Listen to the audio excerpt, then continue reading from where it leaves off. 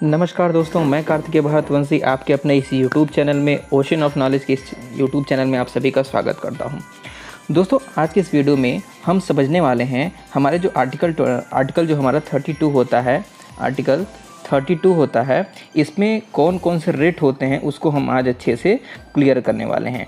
तो इसमें क्या समझिएगा, 32 के अंदर जो हमारे रेट आते हैं, क्या आते हैं, जो हमारे रेट आते हैं उसको हम अच्छे से क्लियर करेंगे। तो चलिए देर न करते हुए इस वीडियो को हम समझते हैं। इसमें मुख्य रूप से हम देखेंगे टोटल 5 प्रकार के रेट्स होती हैं और उन 5 प्रकार के रेट्स को हम एक एक करके इसमें समझने वाले हैं। तो चलिए इस वीडियो को शुरू करते हैं। देखिए, अगर हम सबसे पहले इस रेट के बारे में बात करेंगे, अगर हम इसमें रेट के बारे में अगर अपने बात करेंगे कि हमारे आर्टिकल 32 में वैसे कौन कौन से रेट आते हैं, तो बेसिकली अगर हम इसमें देखेंगे तो हमारे टोटल, अगर आप देख सकते हैं हमारी स्लाइड में, तो टोटल हमारे 5 प्रकार के रेट होते हैं हमारे इस आर्टिकल 32 में।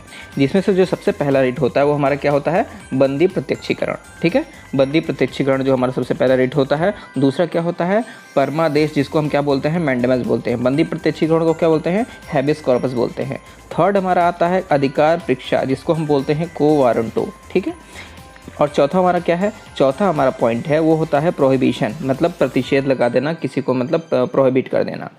और लास्ट जो हमारा पॉइंट आता है वो हमारा आता है सर्शियोरी। तो हम एक एक करके इस सारे रेट्स के बारे में हम बेसिकली इस वीडियो में बहुत डिटेल में बात करने वाले हैं और आई होप कि आपको ये वीडियो काफ़ी पसंद आएगा। तो चलिए इस वीडियो को शुरू करते हैं और एक एक करके रेट को समझते हैं।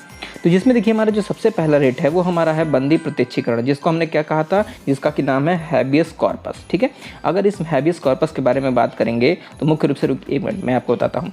अगर मैं इसके बारे में बात करूँगा तो देखिए इसका नाम सबसे पहले बंदी प्रत्यक्षीकरण है, जिसको कि हम हैबियस कॉर्पस के नाम से भी जानते हैं। ठीक है, तो हैबियस कॉर्पस बेसिकली क्या होता है, तो इसका अर्थ होता है शरीर आदि को पाना। इसका मतलब ये है कि किसी के शरीर को पाना, ये क्या होता है, ये हैबियस कॉर्पस होता है।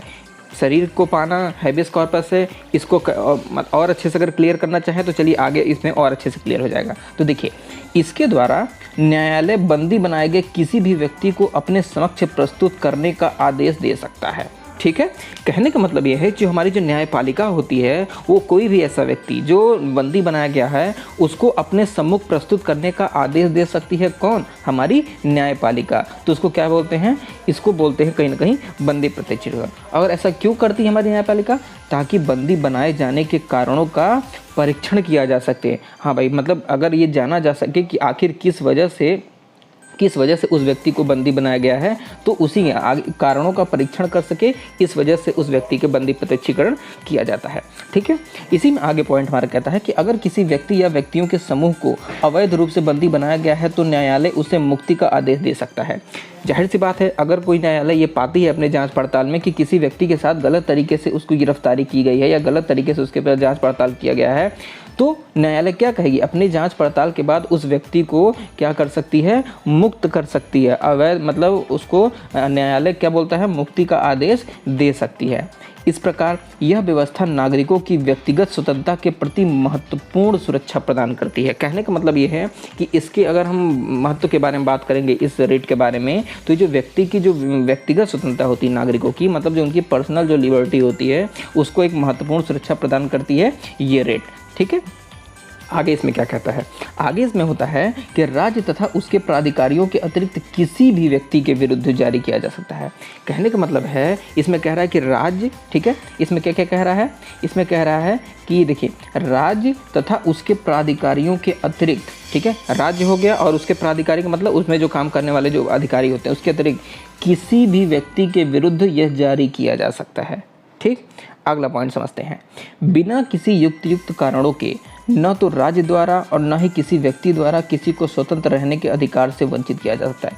कहने का मतलब ये है कि आप किसी भी व्यक्ति को तभी वंचित कर सकते हैं उसके स्वतंत्र रहने से जब कोई आपके पास कोई रीजनेबल कारण हो, मतलब आपके पास कोई रीजनेबल कारण हो चाहिए, जिसका बोल रहे हैं ना युक्त कारण होना चाहिए, तभी आप व्यक्ति को स्वतंत्र रहने के अधिकार से वंचित कर सकते हैं, अन्यथा नहीं। फिर इसमें आगे क्या कहता है कि बंदी प्रत्यक्षीकरण का जो रेट है वो जारी नहीं किया जा सकता है जब किसी व्यक्ति को कानून के प्राधिकार या न्यायालय के हस्तक्षेप से बंदी बनाया गया है।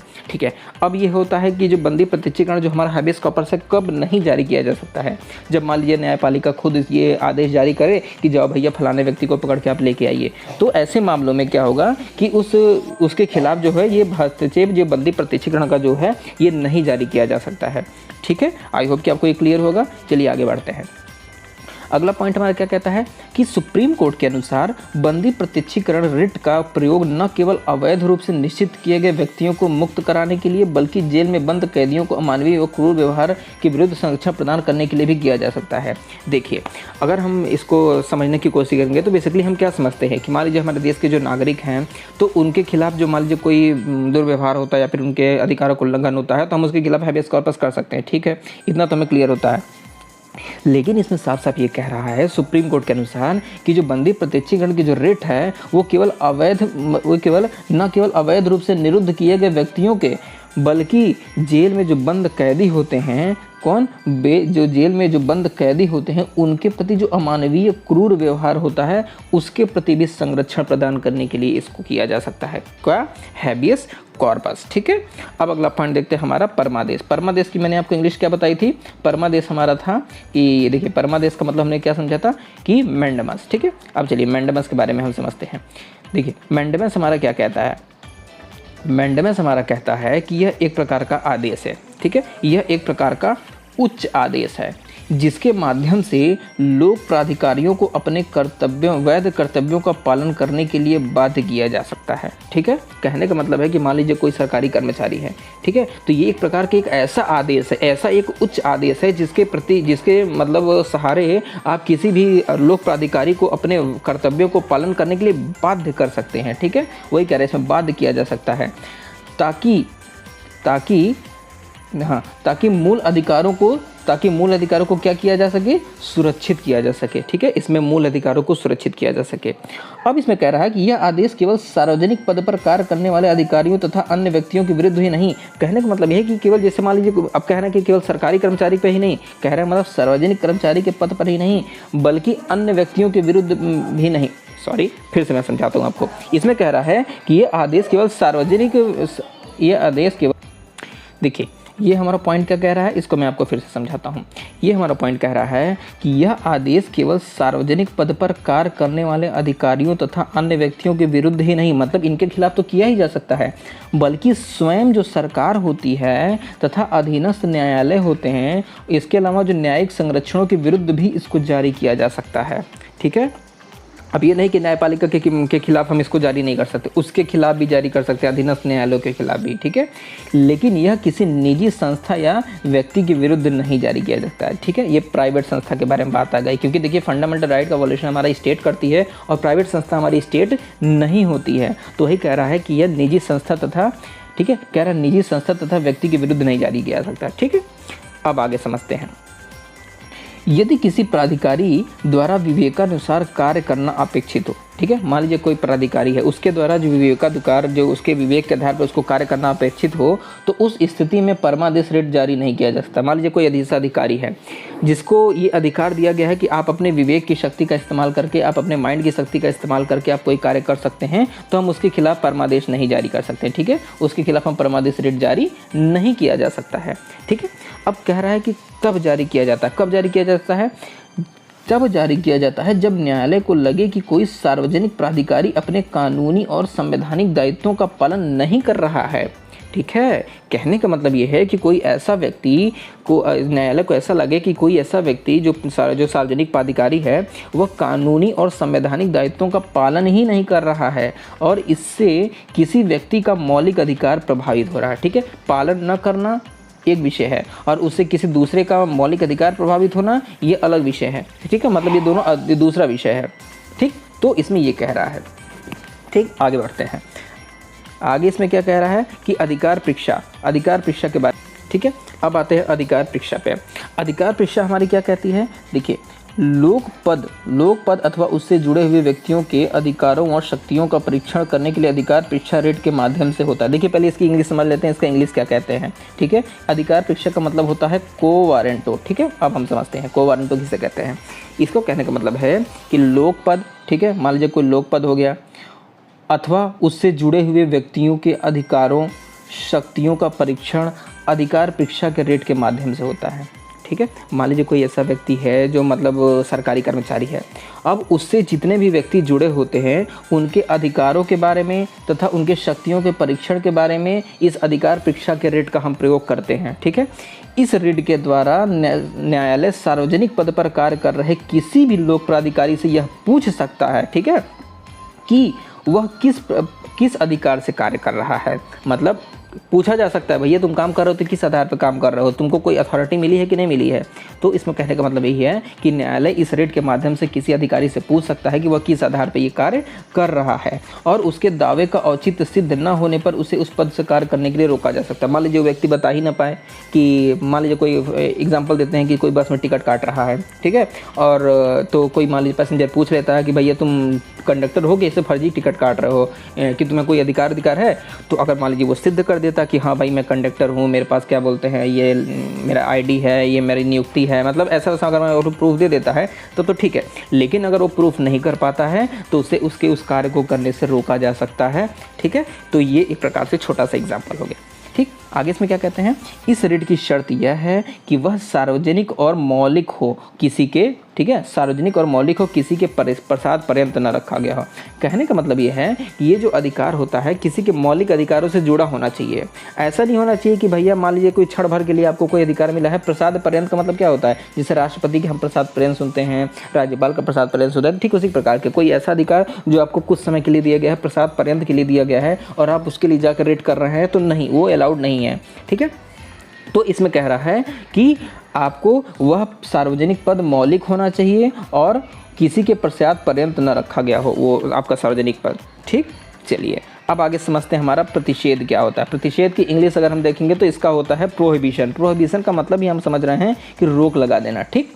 अब चलिए इसको देख लेते हैं। देखिए प्रतिषेध हमारा क्या कहता है, प्रतिषेध हमारा एक प्रकार का न्यायिक रिट है। यह उच्चतम या उच्च न्यायालय द्वारा अपने अधीनस्थ न्यायालयों या अर्ध न्यायिक अधिकारियों को जारी करने वाली एक निषेधाज्ञा है, ठीक। भाई आप मतलब जो हमारा उच्च हायर कोर्ट है वो अपने लोअर कोर्ट को इस प्रतिषेध के माध्यम से कुछ कार्यों को करने से लिए रोक लगा सकती है, प्रतिषेध कर सकती है, प्रतिबंध कर सकती है, ठीक। अगर इसमें क्या कह रहा है, अगर कोई अधीनस्थ न्यायालय का न्यायाधिकरण अपनी अधिकारिता के बाहर कार्य करे, मान लीजिए कोई अधिकार है, मान लीजिए लोअर कोर्ट है, उसको 3 साल तक से ज़्यादा के ऊपर सज़ा देने का अधिकार नहीं है, लेकिन वो क्या कर रहा है 5 साल तक के उससे ऊपर के मामले में सज़ा दे रहा है, तो ऊपर कोर्ट की कोर्ट क्या करेगी, तुरंत उसको इसके लिए रोक देगी कि भैया आपकी इसके लिए अथॉराइज नहीं है, या देश की किसी विधि का उल्लंघन कर रहा है तब ऐसा कर सकती है। तो न्यायपालिका कार्यवाही को रोकने के लिए रिट जारी की जा सकती है। तो जो न्यायपालिका होगी मतलब जो अपर कोर्ट होगी वो इस तरह की रिट को जारी कर सकती है, प्रतिषेध को, प्रोहिबिशन को, ताकि कि उस कार्य को रोका जा सके, ठीक।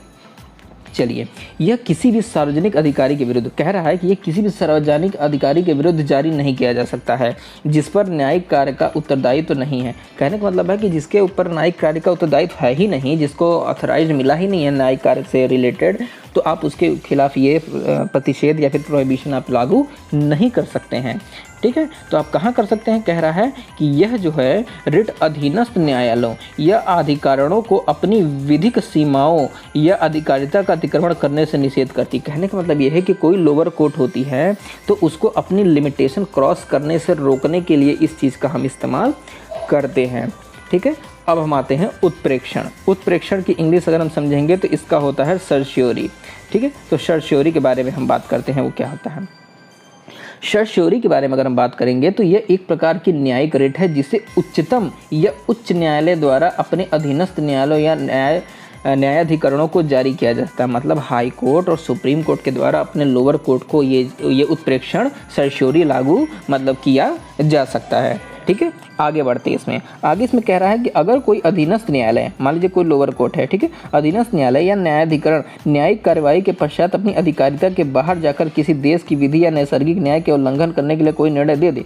मान लीजिए कोई लोअर कोर्ट है, ठीक है, वो कोई ऐसा इधर देती है जो नेचुरल लॉ के खिलाफ हमारे है। इसके अलावा और क्या है, और कहीं ना कहीं जो न्यायिक कार्यवाहियों के पश्चात मतलब वो इसकी अधिकारिता से बाहर है या देश के विधि के खिलाफ है, तो आप उसके खिलाफ सर्श्योरी लागू कर सकते हैं, ठीक है। तो उस निर्णय को प्रभाव को स्थगित करने के लिए उत्प्रेषण रेट जारी किया जा सकता है, ठीक है। तो जो निर्णय दिएगा कौन, लोअर कोर्ट के द्वारा वो जो निर्णय दिया जाएगा उसको निष्प्रभाव करने के लिए, उसको ख़त्म करने के लिए इस प्रकार के रेट को जारी किया जा सकता है। आगे बढ़ते हैं।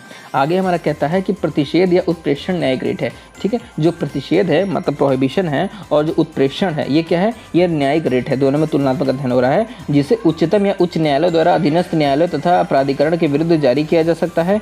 दोनों ही मामलों में, मतलब ये दोनों ही मामलों में हाई कोर्ट तथा सुप्रीम कोर्ट सभी दस्तावेजों को अपने पास मंगवा कर मामले की पुनः जाँच कर सकता है। भैया हाई कोर्ट और सुप्रीम कोर्ट चाहेगा तो कहेगा भैया इसे अपना सब लोग कागज लेके आओ, जिसके ऊपर वो है मतलब जिसको अधिकार नहीं है तो कागज लाएगा और तुरंत उसकी जांच कर सकता है। लेकिन दोनों रिटों में मुख्य अंतर यह है कि प्रतिषेध का रिट उस समय जारी की जाती है जब किसी मामले में अधीनस्थ कार्यवाही का न्यायालय का अधिकरण के समक्ष जारी हो पर उस पर कोई आदेश न दिया गया। कहने का मतलब ये है कि आप रोक कब लगा सकते हैं, प्रोहिबिशन कब लगाए जा सकते हैं, जब आपने आदेश न दिया हो, ठीक है। आपने आदेश न दिया हो, आप देखिए इसमें कह रहा है आदेश न दिया हो। लेकिन दूसरी तरफ जो हमारा उत्प्रेक्षण है वो उस समय जारी किया जा सकता है जब किसी अधीनस्थ न्यायालय द्वारा अधिकरण को न्यायिक कार्यवाही के पश्चात निर्णय दे दिया गया हो और हाई कोर्ट तथा सुप्रीम कोर्ट की राय में इसे किसी भी अधिकार या नैसर्गिक न्याय की अवधारणा का उल्लंघन हुआ हो। और हाई कोर्ट और सुप्रीम कोर्ट को लगता है कि भैया निर्णय तो दे दिया गया है लोअर कोर्ट के द्वारा, लेकिन हमारे नेचुरल लॉ को कहीं ना कहीं उल्लंघन करता है, तो इसलिए क्या बोलते हैं, इसको हम कहीं ना कहीं नल एंड वाइड करेंगे। तो इसलिए उसके लिए सर्श्योरी लागू किया जा सकता है। तो दोस्तों आज की इस वीडियो में हमने क्या समझा, आज की इस वीडियो में हमने मुख्य रूप से, मैं आपको बताता हूँ, देखिए आज की इस वीडियो में हमने क्या समझा कि हमने मुख्य रूप से हमारी जो रेट होती है, जो हमारी रेट होती है, एक मिनट, देखिए आज हमने 5 प्रकार के अपने रेट को समझा। पहला हमने क्या समझा, हैबियस कॉर्पस समझा, ठीक है। उसके बाद से क्या समझा कि हैबियस कॉर्पस समझा, सर्श्योरी समझा, प्रोहिबिशन समझा, को वारंटो समझा, ठीक है। इसके अलावा टोटल हमने 5 ऐसे टोटल हमने 5 प्रकार के रेट को हमने इस वीडियो में अच्छे से समझने की कोशिश की। तो आई होप कि आपको ये वीडियो काफ़ी पसंद आया होगा और आपको पूरी तरीके से ये रेट सारे क्लियर हो गए होंगे। नहीं क्लियर होगा तो आपको वीडियो को एक बार रिवाइंड करके देखिएगा, आपको ज़रूर से क्लियर हो जाएंगे। तो दोस्तों आई होप कि आपको ये वीडियो काफ़ी पसंद आया तो आप हमारे इस वीडियो को लाइक कीजिए, कमेंट कीजिए, अपने फ्रेंड के साथ शेयर कीजिए, और अगर आपके मन में कोई भी क्वेश्चन हो तो आप नीचे कमेंट बॉक्स में पूछ सकते हैं। मिलते हैं आपसे अगले वीडियो में, तब तक के लिए थैंक यू।